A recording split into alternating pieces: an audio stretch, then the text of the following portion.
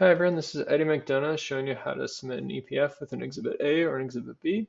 So you want to go to the app, click the plus button in the top left corner. You'll notice there's this EPF type and voucher type. So Exhibit A's and B's are an invoice type, and then you'll want to change the voucher type to Exhibit A or Exhibit B, depending which one you're submitting. I'll roll them into the same video just because they're similar. I'll show you the Exhibit A, right? You have this help text saying to submit the signed Exhibit A. And for the Exhibit A, by its nature, you don't have a PO number, so that field is not required and it's grayed out, so you can't even enter it. Exhibit B is also not required, but sometimes you might have a PO number, so that field is there, but not required, like the purchase order one.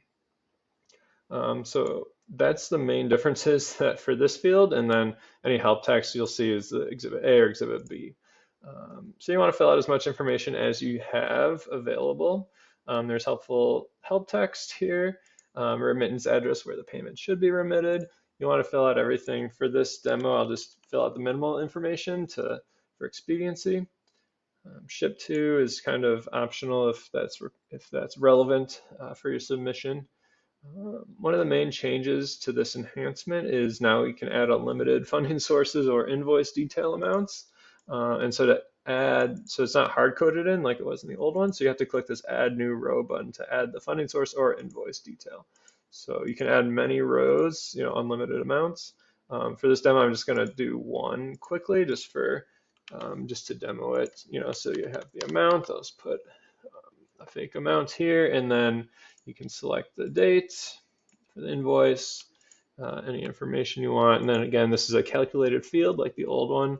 So it's going to take quantity times the unit cost to get this total field. That's grayed out. So it's calculated. So, you can do, for this demo, right, I'll just show how it's kind of calculated, right? So it multiplies it out, and then the yellow highlights demonstrate that it matches. Any additional details is optional box. Anything else you want.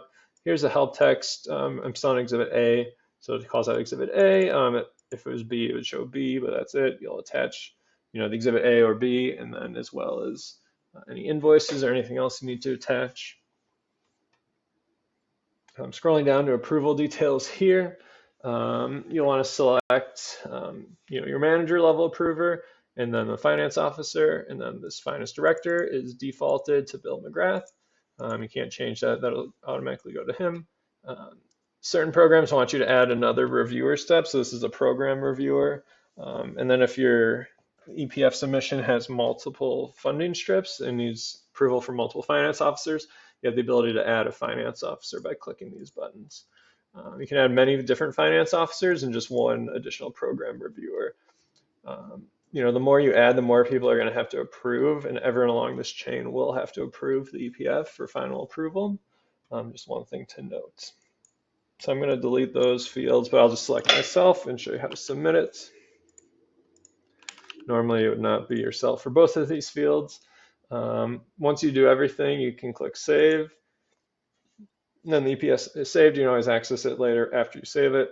Let's say you're good with this. And I'm going to click just the submit for approval. And that's it. Thank you.